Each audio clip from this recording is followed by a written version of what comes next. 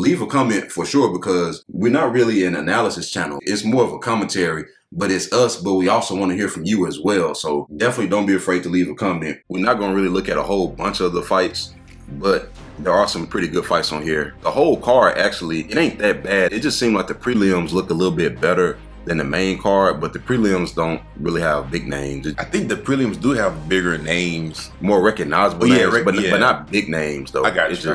Like for the people who actually watch the cards, like fight nights and stuff, you'll recognize some of the people. We got O'Day Osborne, we got Cody Durden, Jake Hadley, Sean Woodson, Jeremiah Wells, Carson Harris, Kyler Phillips, Ione Barcelos, Billy Quarantillo, Damon Jackson, Ludovic Klein. I don't know how many people watch Tanner Bozer. It ain't the worst thing, but the main event does look good. It seemed like Umar got injured. They showed a video of him messing up his shoulder. It popped out of the socket or whatever. I don't know if you saw that video. Yeah, I was really looking forward to that fight too, Umar versus Cory. It seemed like they always get right there and then they pull out of the fights, man. Like I said this like a month ago. I said somebody's gonna get exposed because one of these two guys is overrated. And we was gonna find out which one it is. I don't know, man. It's like Khabib and them, and they get to these big fights with people who might be able to beat them, and then it's like something always happens. I can't fight. It's like you can show up to all the fights with people you're supposed to destroy, and then somebody who when you're a 20-1 favorite, you can show up, but then when somebody's on your level, really Cory probably was gonna be a favorite. Yeah, so maybe we'll see something in the future, but it was gonna answer a lot of questions that we had with Umar and Cory. See if he can get past a certain threshold of pressure. Obviously, Umar wasn't ranked high, but it seemed like sometimes Cory, under certain spotlights, he don't really show up. But then other times, it's almost like with people he's supposed to beat, he'll destroy him. But then other people where it can be a little bit more competitive, or you can't just knock him out real quick or submit him. Sometimes he made the fight closer than what they should be. Yeah. And then it gives the judges opportunities to choose the other opponent. Like TJ Dillashaw, that fight should have never been that close. I told you when that fight happened, I don't think TJ did anything in that fight other than not get finished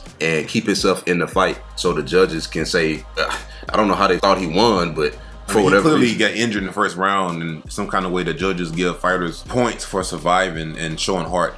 So that's how he won the fight. This fight with Umar would have showed a lot, but we get Cory and Rob Font here.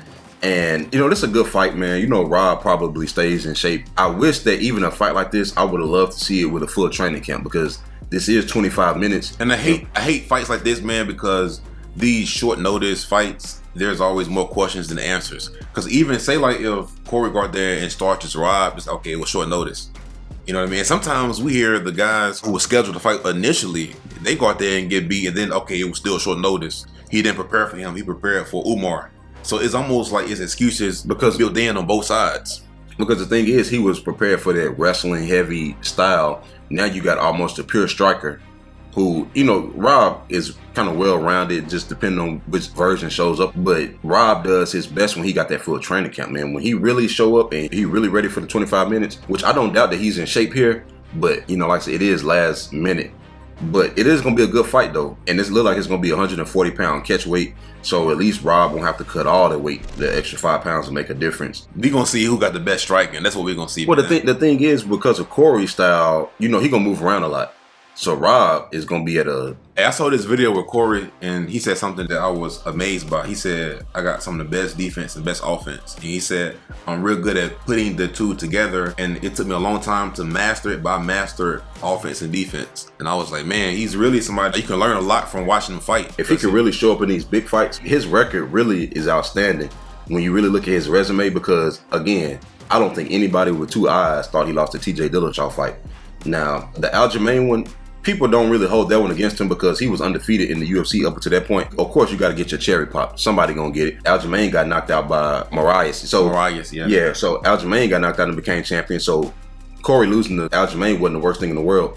But the thing that really hurt him was that Petr Yan fight, because he was up 2 rounds looking spectacular. And then he lost 3 rounds in a row. Then there was a short notice fight that both of them took for the interim title. It was just crazy, man. But he has been shaking back. So I think that more than likely he'll probably get past Rob, if we just being completely honest here. Cory probably going to mix in the takedowns and just make it more of a mixed martial arts fight. Hey, what was the deal with the Marlon Vera thing where they called it a split decision? I don't think that Marlon won a single round, maybe a third round, but other than that. But that's the thing, man. We were just talking about this like an hour ago. Cory's lost multiple decision fights, and one of those he clearly won. No, the Piotr Jan fight wasn't even a split decision. Oh, yeah. He lost 3 rounds in a row, and then it was just odd because he couldn't even win one of those rounds. But sometimes when you lose split decision fights like that, sometimes you get some kind of stigma, you know? And that's the thing, if the Rob Font and the Cory Sandhagen fight go the distance. But I'm gonna tell you what else is crazy. It was people who thought that Yadong Song was starting to win that fight. I didn't see that. I thought he was doing better than the previous rounds, but I don't think Yadong was winning. Sometimes people get confused just because you're not getting beat as bad or as much. People say, "Oh, you won that round." You know, you definitely still lost. You just didn't lose as bad because the first few rounds was not competitive at all. Cory was doing whatever he wanted to. But then again, we've seen Cory as the fight go on. It seemed like the other people can get into the fight a little bit more. Maybe what you were talking about, the offense and defense, it takes so much cardio to be able to do that because he's moving the entire time.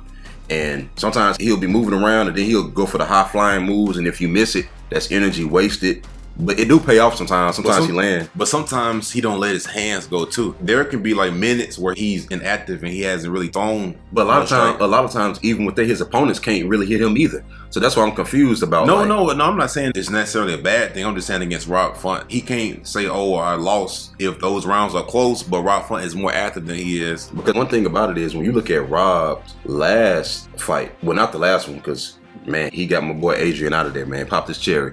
But I knew that was going to happen. It happens, and then you learn from it.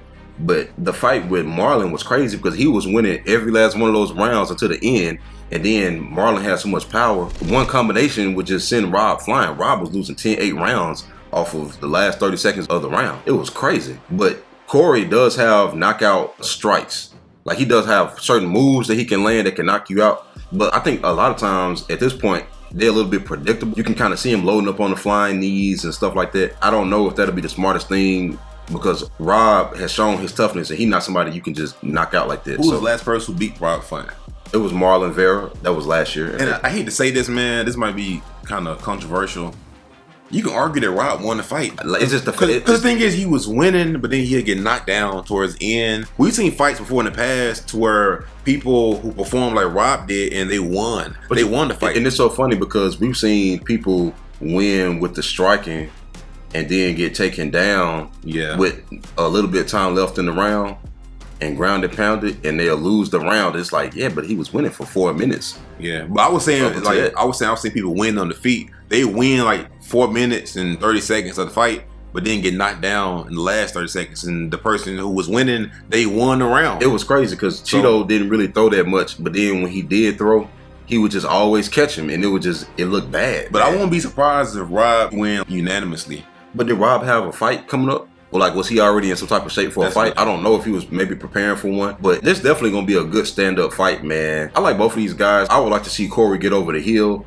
I would like to see Rob when he was on that win streak. Remember how he was just blazing through people, man? That was some exciting times. He had submission wins, some knockout wins. It'll be interesting. We got Jessica Andrade versus Tatiana. Man, Jessica kind of been going through it, man. I think Jessica's going to be on her back.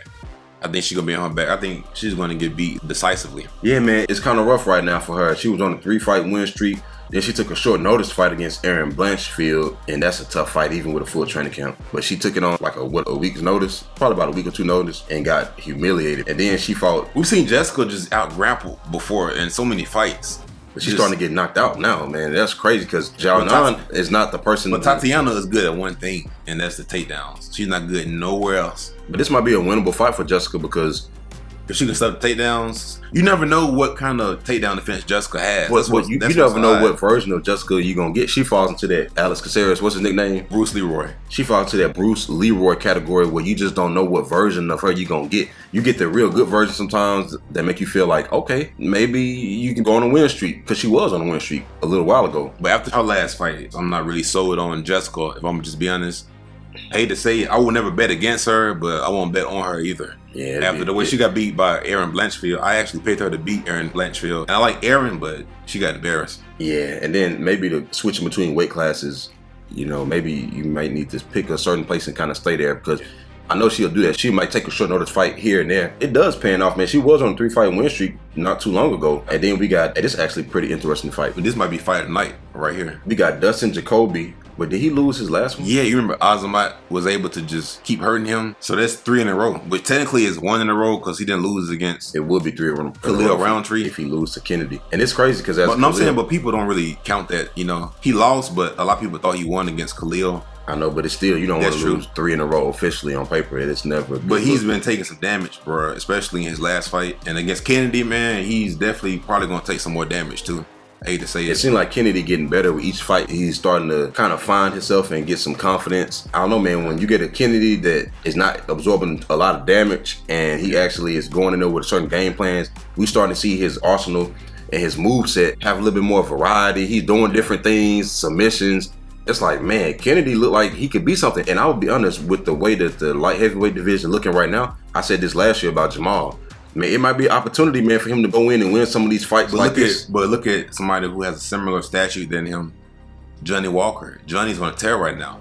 There's opportunities for these big athletic guys to get on win streaks and get in top 5 and fight for the title. Yeah, because the light heavyweight division ain't looking too hot right now. It's an opportunity for people to get on that win streak because you don't have a John Jones sitting on the throne destroying everybody, or even a DC at the time. It wasn't nobody gonna beat him either. With the belt up in the air and everything like that, man, and a lot of these guys, look at how many people are injured. You had the Magomed and Yan thing, the decision. Then you had Yuri got injured. Glover retired. Jamal got the belt, relinquished the belt due to injuries. A lot of things up in the air right now. So this would be a pivotal fight for both of them, but especially for Kennedy because he is shaking back from his first few losses. This will be 4 in a row for him. So, but man, it's kind of crazy because Dustin did get screwed over bad, man. And it's so funny because everybody speeds past it and act like it didn't happen, but the man was on a big win streak, man. And like he was saying, remember when he beat Dawoon June, he was saying, he said, I'm getting older. I want to make a run at the title. And y'all took that away from him. That's kind of messed up. Hopefully he can change his style a little bit too and go for the finish. I think he did everything he was supposed to do. No, he did everything right, but the thing is, I think Khalil won the fight because... You think Khalil won that fight? I think how you can make the argument that Khalil won because... I don't think you can make an argument. I'm saying the fact that he was throwing with reckless abandon. He was missing everything though. But sometimes Dustin, the point fighting is cool, but we want to see more finishes. This is like heavyweight division. Just because you don't finish somebody don't mean you lost a decision. But I'm saying against somebody like Kennedy, he might have to finish him. That's what I'm saying. I know, but I'm talking about the Khalil fight kind of derailed his momentum. Yeah. The next fight you actually do lose legitimately. Yeah. Now that's 2 in a row, but it's like... And he lost bad too, man. Got knocked down, got hurt. It would be nice to see these guys win, man. It's tough to see 2 people you kind of want to see advancing, but